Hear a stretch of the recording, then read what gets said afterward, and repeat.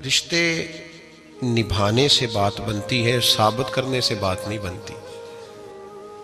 عرض کی یا رسول اللہ صلی اللہ علیہ وسلم، صحابی نے پوچھا حضور مجھے سب سے زیادہ کس صدقے کا ثواب ملے گا؟ ترغیب و ترہیب میں حدیث موجود ہے، حضور کس صدقے کا ثواب سب سے زیادہ ہے؟ تو اللہ کے رسول نے فرمایا تیرا رشتہ دار ہو، تجھ سے ناراض ہو اور ضرورت مند ہو، تجھ سے ناراض ہو ضرورت مند ہو تیرا اپنا، اس کو تو اگر صدقہ دے گا تو اللہ تجھے سب سے زیادہ اجر عطا فرمائے گا۔ اگر آپ تعلق رکھتے ہیں نا، یاد رکھیں اتنی دیر کے جتنی دیر کام چلتا ہے، جتنی دیر ہمارا کسی دوست کے ساتھ تعلق ہے، تو یہ رشتہ کمزور ہے، اس میں وفا نہیں ہوگی اور کسی نہ کسی جگہ پہ ٹوٹ جائے گا۔ صوفیاء یہ کہتے ہیں کہ اولاد کے ساتھ بھی اس تمنا کا رشتہ نہ رکھو کہ وہ میری وفادار ہوگی اور میری وہ کل کو خدمت کرے گی۔ کمیٹی نہ ڈالو کہ یہ بچے ہیں تو بڑے ہوں گے تو میں آرام سے بیٹھوں گا تو میری پینشن لگ جائے گی، یہ روٹی کما کے لائیں گے، یہ تو کمیٹی ہے، اولاد تو نہ ہوئی۔ کمیٹی نہ ڈالو، چھوڑو اس چکر کو۔ اولاد فرما بردار اگر ہوگی تو اپنے فائدے کے لیے ہوگی۔ ہم نے اسے یہ لالچ بھی، حضرت عبداللہ بن مبارک رحمۃ اللہ تعالیٰ علیہ فرماتے ہیں لالچ کے رشتے ہیں دنیا کے، لالچ کے۔ آپ کے انتقال کا وقت آیا تو اماں بڑا رو رہی تھی۔ عبداللہ بن مبارک رحمۃ اللہ علیہ اپنی اماں سے کہنے لگے اماں تو کیوں روتی ہے، تیرے تو اور بھی بیٹے ہیں، تو کو میرے بعد لوارث تو نہیں ہو جائے گی، آخری وقت ہے، نزع کا عالم، اماں تو کیوں روتی ہے، اور بھی بیٹے ہیں؟ تو اماں کہنے لگی بیٹا اور بھی بیٹے ہیں پر جس طرح کا دھیان تو رکھتا تھا وہ نہیں رکھتے، جس طرح وقت پہ دوائی تو لا کے دیتا تھا وہ نہیں لا کے دیتے، جس طرح تو میرے کھانے پینے کا خیال رکھتا تھا وہ۔ کہنے لگے اچھا اماں اس کا مطلب ہے تو مجھے نہیں رو رہی، تو اپنی ضرورتوں کو رو رہی ہے کہ روٹی کون دے گا، کھانا کون لائے گا، دوائی، میں سمجھا تھا شاید مجھے رو رہی ہے۔ بیوی سے پوچھا تو کیوں رو رہی ہے؟ تو کہنے لگی تیری وجہ سے میری بادشاہی تھی، تو موجود ہے تو خاندان میں معاشرے میں میرا ایک وقار ہے، تیرے بعد تو بیوہ کی زندگی ہوگی۔ آپ فرمانے لگے اوہو میں سمجھا تھا شاید مجھے رو رہی ہے، تو اپنے وقار کو رو رہی ہے۔ بیٹوں اور بیٹیوں سے پوچھا تمہاری آنکھوں میں کیوں آنسو چھلکتے ہیں؟ کہنے لگے ابا جس پیار سے باپ شادی کرتا ہے دوسرا کوئی نہیں کر سکتا، اور جس محبت سے باپ لا کے کما کے دیتا ہے دوسرا کوئی نہیں دے سکتا۔ فرمانے لگے اوہو میں سمجھا تھا مجھے رو رہے ہو، تم تو شادیوں کو رو رہے ہو، میرے ساتھ تو تعلق ہی نہیں۔ پھر عبداللہ بن مبارک رونے لگے اور پھوٹ کے روئے۔ کسی نے کہا آپ کیوں روتے ہیں؟ فرمایا آج سمجھ آئی ہے میرے ساتھ اگر بے لوث رشتہ ہے تو یا خدا کا ہے یا محمد مصطفیٰ کا ہے صلی اللہ علیہ وسلم، آج سمجھ آئی ہے۔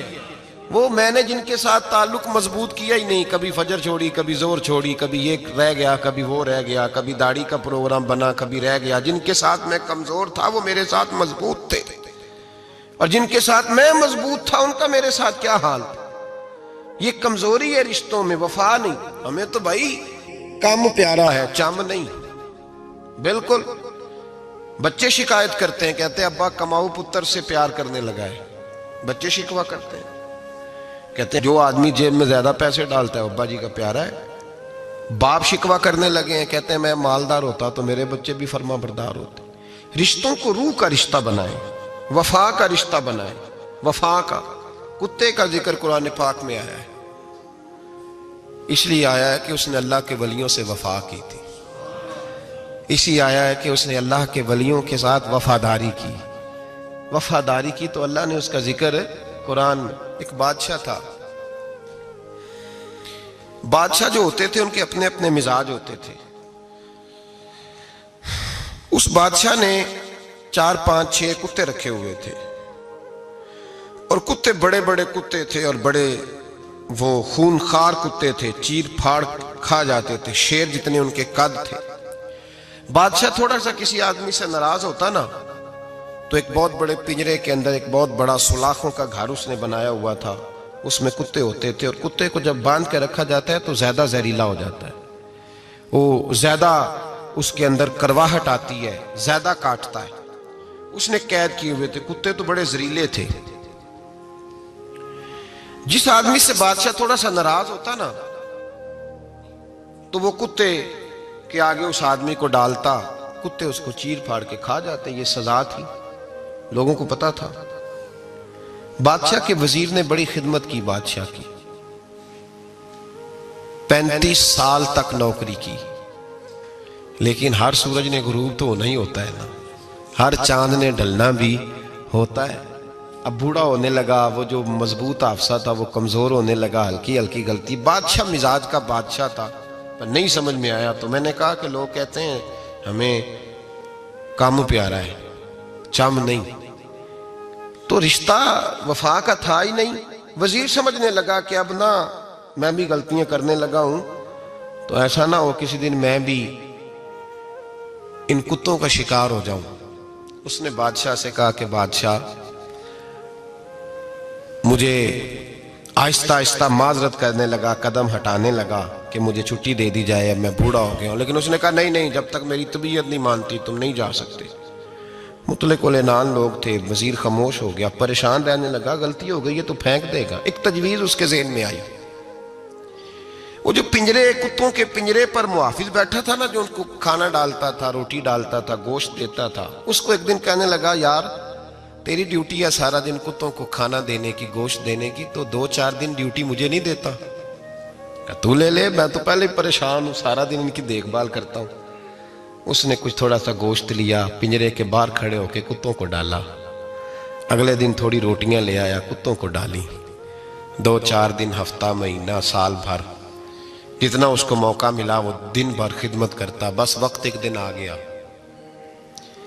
بادشاہ کو کوئی بات اچھی نہ لگی، اس نے کہا اس بڈھے کو اٹھاؤ اور ڈالو کتوں کے پنجرے میں، ساری زندگی یہاں رہا، اسے ابھی تک نہیں پتا چلا میرے مزاج کا۔ جب اٹھا کے پنجرے میں ڈالا نا، تو بجائے اس کے کہ کتے اسے کاٹ کھاتے، وہ اس کے پیر چومنے لگے، وہ پیر چومنے لگے، ہاتھ چومنے لگے، چاٹنے لگے۔ تو بادشاہ اب سامنے کھڑا تھا نظارہ دیکھنے کو کہ چیر پھاڑ کرتے تو خوش ہوا کرتا تھا، خونخوار درندے جیسی اس کی طبیعت ہو گئی۔ جب دیکھا پیار کر رہے ہیں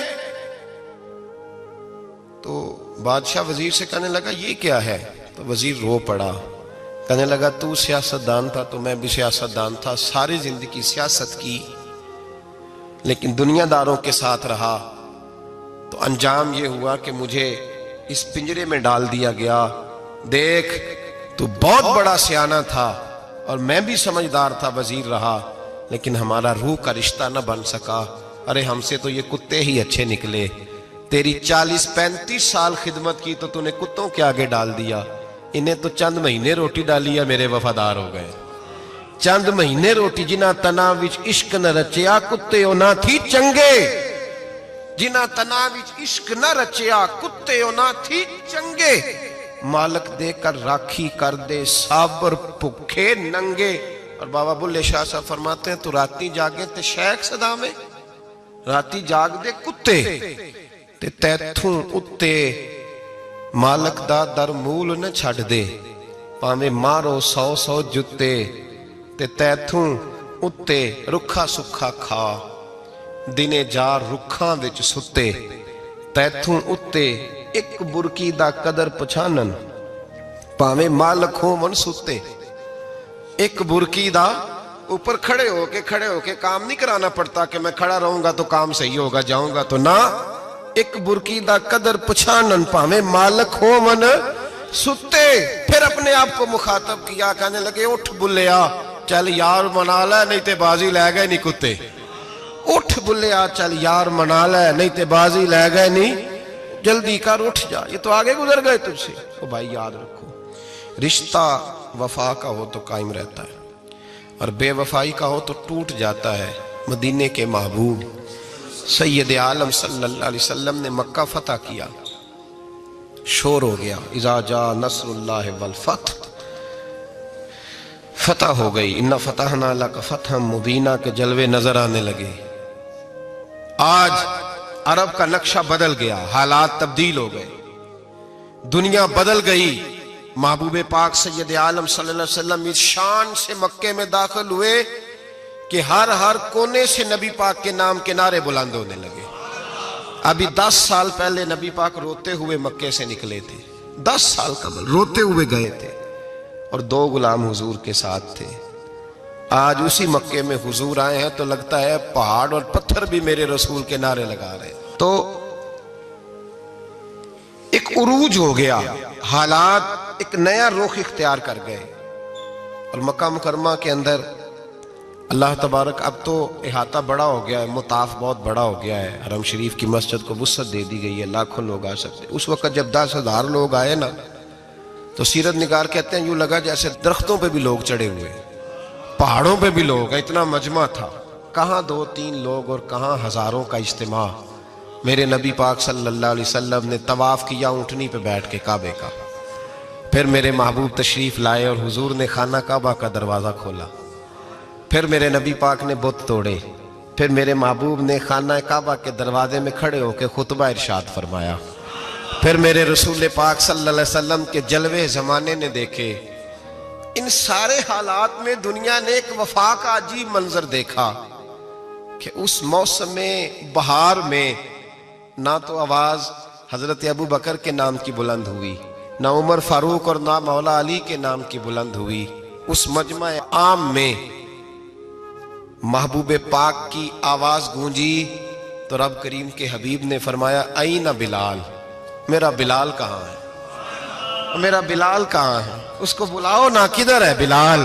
عجیب رنگ وفا دیکھا نا لوگوں نے، یہ وفا، فرمایا بلال کدھر ہے۔ حضرت بلال ہاتھ باندھے سب سے پیچھے، وہ شہرت سے بچنے والا پیچھے پیچھے رہتا ہے، جی چاہتا ہے ساری غزلیں اس ظالم کے نام کروں۔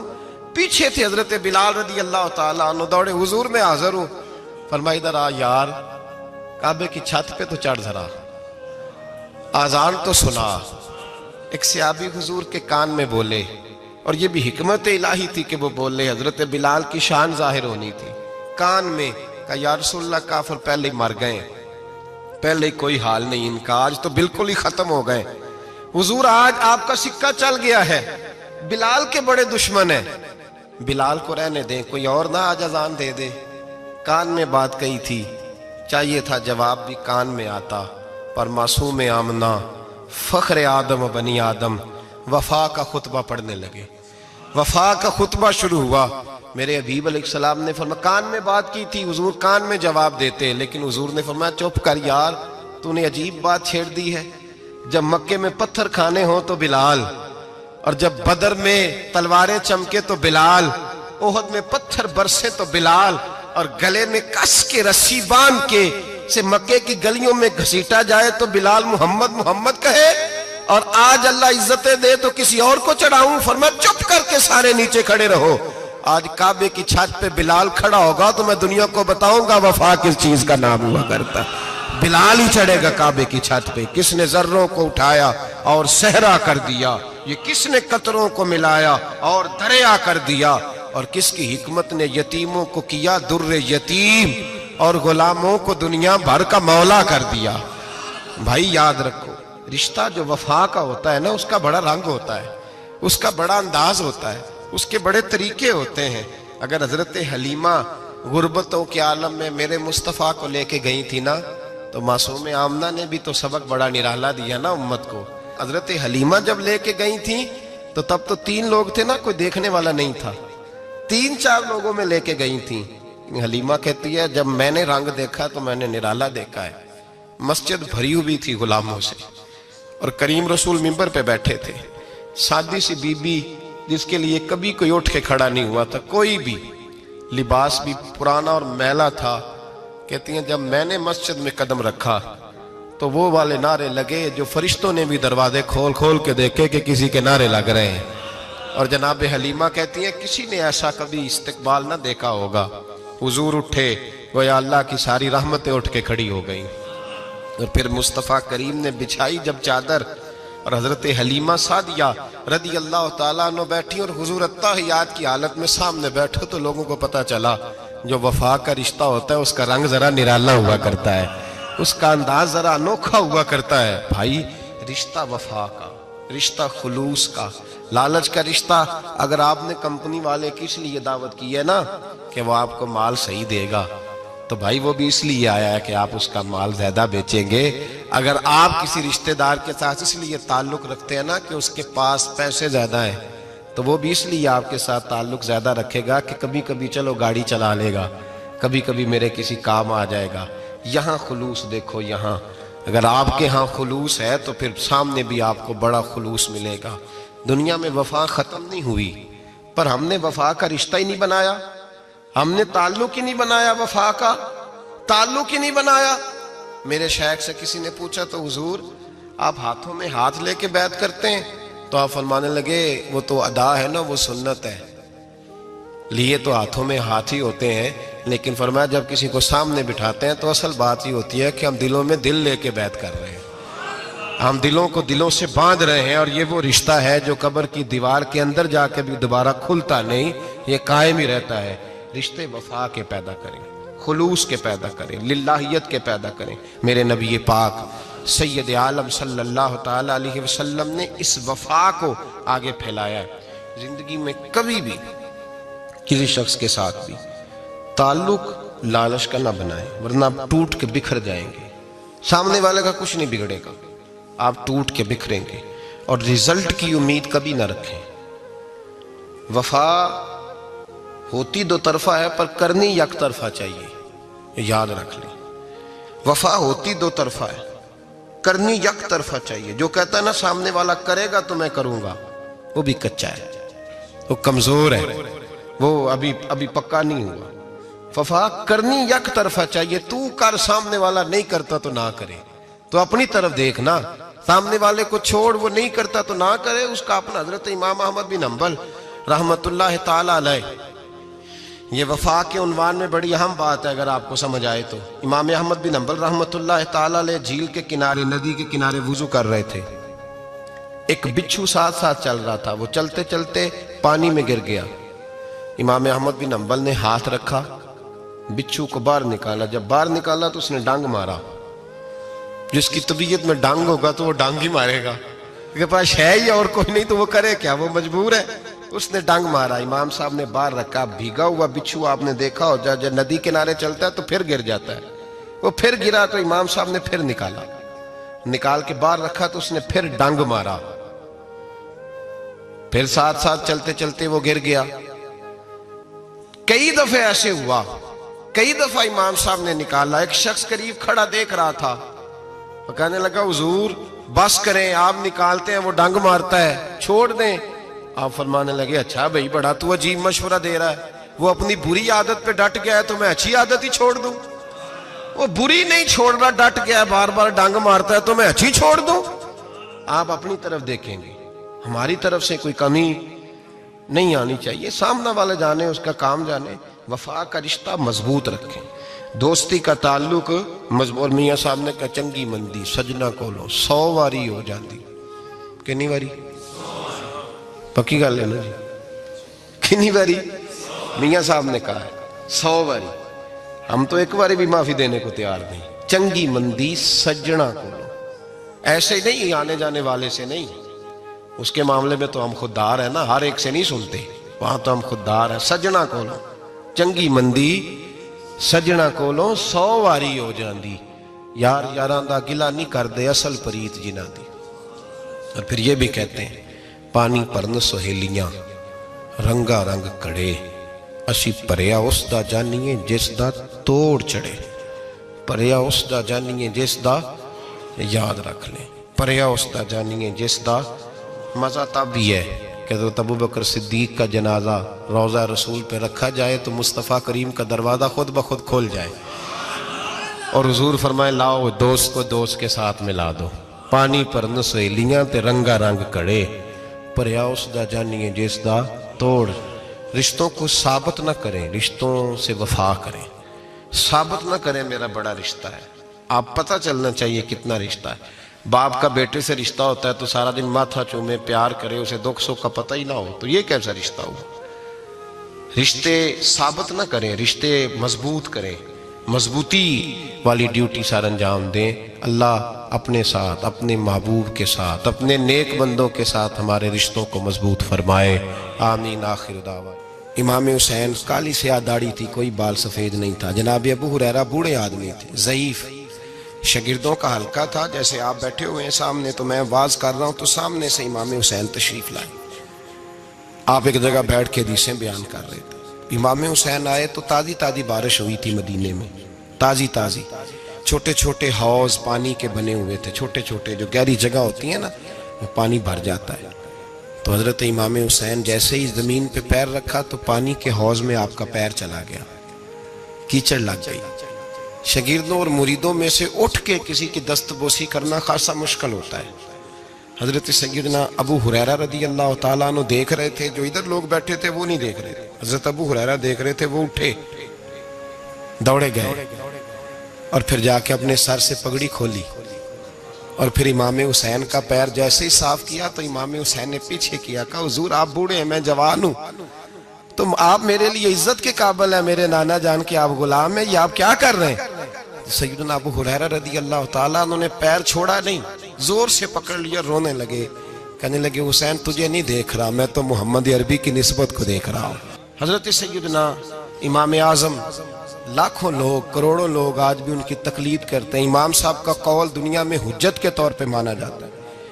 آپ کے شاگرد کہتے ایک باغ میں بیٹھ کر ہم کچھ لکھ رہے تھے، بہت ساری کتابیں بکھری ہوئی ہیں چاروں جانب۔ جب آدمی تحریر کرتا ہے نا، جو مصنف کتابیں لکھنے والے ہیں، وہ دنگل کا سما ہوتا ہے، ادھر چیز بکھری ہے، کوئی ادھر چیز بکھری ہے، بڑے ان کے معاملات سخت ہو جاتے ہیں۔ تو کہتے ہیں کہ بڑا بکھرا ہوا سامان تھا، ہم ایک باغ میں بیٹھے تھے، کھلی فضا میں کام ہو رہا تھا، تو بعضوں کا شاگرد بھی بٹھائے جاتے ہیں، حوالے ڈھونڈو، تو بخاری دیکھ، تو مسلم دیکھ، بٹھائے جاتے ہیں ساتھ، شاگرد بھی بیٹھے ہوئے تھے۔ تو کہتے ہیں بچے باہر گیند سے کھیل رہے، ایک گیند آ گئی باغ میں، ایک چھوٹا سا بچہ گیند لینے آیا تو امام صاحب اٹھ کے کھڑے ہو گئے، بچہ گیند لے کے چلا گیا۔ اب بچے کھیلتے ہیں تو کتنی دفعہ گیند آئے گی، پھر دوبارہ وہ گیند آ گئی، وہی بچہ پھر آیا، شاید اس کی ڈیوٹی یہ تھی، وہ جب دوبارہ آیا تو امام اعظم پھر کھڑے ہو گئے، وہ تیسری دفعہ آیا تو امام صاحب پھر کھڑے ہو گئے۔ اب شاگرد بیچارے اکتا گئے کہ ہم اتنی مشکل سے نوٹ سیدھے کرتے ہیں، بابا اٹھتا ہے تو کتابیں پھر بکھر جاتی ہیں۔ 3-4 دفعہ ہوا تو ایک شاگرد کہنے لگے حضور بس بھی کریں گے تو 100 دفعہ آئے گا، تو آپ بوڑھے آدمی ہیں، گھٹنوں میں درد بھی، آپ 100 دفعہ کھڑے ہوں گے؟ تو امام صاحب فرمانے لگے یہ 1000 دفعہ بھی آیا تو میں 1000 دفعہ کھڑا ہو جاؤں گا۔ کہا کیوں؟ فرمانے لگے اس لیے کہ یہ میرے استاد کا پوتا ہے، یہ میرے استاد کا، یہ ان کا پوتا ہے، تو میں نے وہاں سے خیر لی ہے، میں ان کی نسلوں کی بھی تابعداری کروں گا، وہ جتنی دفعہ آئیں گے میں اٹھ کے، یہ بے مروت سا زمانہ ہے، بے کیف سا، اس میں خشکی ہی خشکی پائی جاتی ہے۔ وہ لوگ جو بیٹھے ہیں دروازوں پر، دیکھیں نا نبی پاک صلی اللہ علیہ وسلم نے یہ نہیں فرمایا کہ میری فاطمہ کی بڑی فضیلت ہے، یہ تہجد گزار ہے۔ حضرت بی بی صاحبہ کے لیے یہ لفظ میرے نبی پاک صلی اللہ علیہ وسلم نے کہیں نہیں بیان فرمایا کہ میری بیٹی قائم اللائل ہے، صائم الدہر ہے، یہ بہت بڑی عالمہ ہے، یہ آپ کو نہیں ملیں گے۔ حضور نے فرمایا بس میری بیٹی ہے، الفاطمہ تو بدعت، اس کا کمال یہ ہے کہ یہ میری اور تمہارے لیے اتنا کافی نہیں کہ محمد عربی کی بیٹی ہے صلی اللہ علیہ وسلم۔ فرمایا جس نے اس سے پیار کیا اس نے مجھ سے پیار کیا، جس نے اس سے بغض رکھا اس نے مجھ سے بغض رکھا۔